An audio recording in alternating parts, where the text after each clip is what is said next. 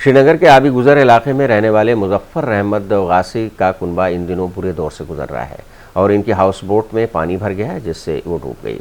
House boat में रखा तमाम सामान पानी के नजर हो गया है। देखिए की रिपोर्ट।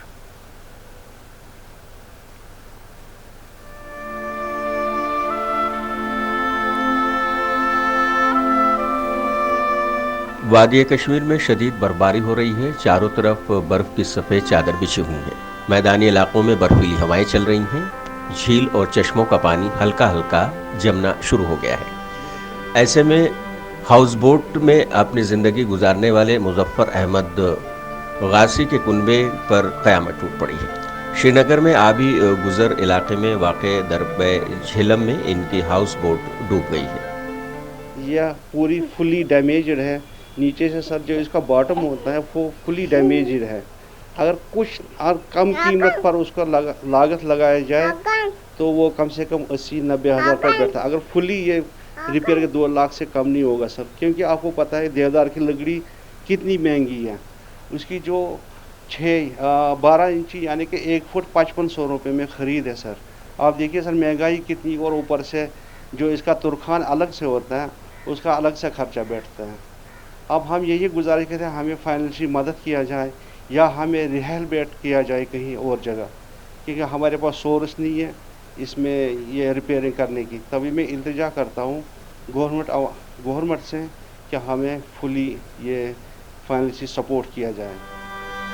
अपने छोटे खूबसूरत आशियानों में रहने वाले ये लोग आज खुले आसमान के नीचे बर्फीली हवाओं में सोने को मजबूर हैं। मुजफ्फर बताते हैं कि इनकी ज़िंदगी की सारी कमाई इसी हाउस बोट में लग गई थी, जिसके सिर्फ खूबसूरत यादें ही उनके साथ हैं, जबकि बोट में रखी हर एक चीज़ तबाह बर्बाद हो चुकी है। जब मैं उठी मैंने इसको देखा, ये सोया था। फिर मैंने फर्श उठाया, हमारा बोट का पानी आर पार हुआ था। फिर मैंने इसको चलाया, उठो उठो, बोट डूब गया।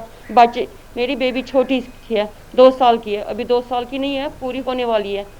ये डूब गई थी। मैंने इसको ऐसे खींच लिया तो फिर पता नहीं किसने इसको ऊपर चढ़ाया, ये बाल बच गए। और मेरा बेबी ये है बेटा, वो बहुत डर गया, बहुत ज़्यादा डर गया। हम बहुत डरते हैं, हम क्या करें, कहाँ जिएंगे। और विंटर आने वाला, हम 3 दिन से सफ़र कर रहे हैं यहाँ पे बाहर। अब देखो हमारी हालत क्या हुई है, बच्चों की हालत, कुछ भी नहीं है मिल रहा है हमें।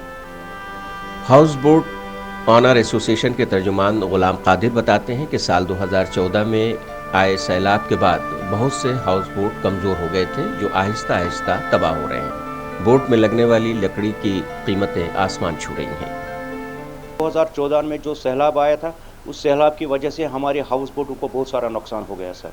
तब से प्रीवियस सरकार को, इस सरकार भी हमने हमारी एसोसिएशन में, ये हमारी हाउस बोट ओनर्स वालों ने भी रिप्रेजेंटेशन अपनी सरकार को दी, हमें फाइनेंशियल हेल्प कीजिए। हमारे पास उतना ताकत नहीं है, हम इन हाउस बोटों को रिपेयरिंग कर सकते हैं।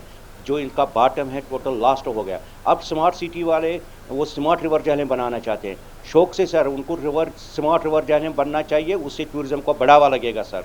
हम चाहते हैं स्मार्ट रिवर जहलें बना, लेकिन जो खस्ता हालत में हाउस बोट पड़े हैं, जो बर्फ़ गिरने वाली हैं, मुझे नहीं लगता है ऑनेस्टली बर्फ़ में ऐसे हाउस बोट रहेंगे, वो डूब जाएंगी, जिसमें हमारी फैमिली रहती है। अब हमें उस हाउस बोटों का चिंता नहीं है, चिंता है हमें अपनी फैमिली का, हमने बच्चों का। अगर रात के टाइम ये हाउस बोट डूब गया सर, तो मुझे नहीं लगता हमारे बच्चे, हमारे फैमिली बच जाएंगी। अब मैं लेफ्टिनेंट गवर्नर साहब से और गवर्नर एडमिनिस्ट्रेटर से अपील करता हूँ, अगर आप लोगों ने हमें रिहेबिलिटेट नहीं किया, जो खस्ता हालत हाउस बोट में जो पड़े हैं, जो ऑलरेडी हमने अपनी रिप्रेजेंटेशन दी है, हम इन हाउस बोटों को खोलेंगे, क्योंकि हम अपनी जान को, अपनी बच्चों की, अपनी फैमिली की जान खतरे में नहीं डालेंगे। हम इन हाउस बोटों को खोलेंगे, हम बैंक ऑफ द रिवर बनाएंगे हट्स, तब तक जब तक हम आपको रिहेबिलिटेट करेंगे। बोट को फिर से तैयार करने में कम से कम 1 लाख रुपए लगेंगे, लेकिन मुजफ्फर अहमद के पास पैसे नहीं हैं। लॉकडाउन और पाबंदियों ने इनकी जमा पूंजी खत्म कर दी है। ऐसे में ज़रूरत है कि मुजफ्फर जैसे लोगों को दोबारा बसाया जाए।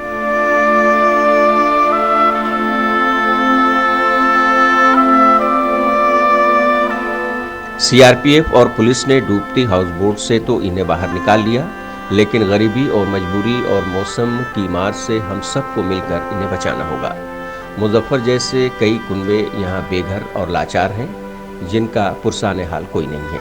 सरकार से अपील है कि कोई सरकारी स्कीम से इन्हें भी इस्तेफादा पहुंचाया जाए। आलमी सहारा के लिए श्रीनगर से मुजफ्फर अहमद की रिपोर्ट।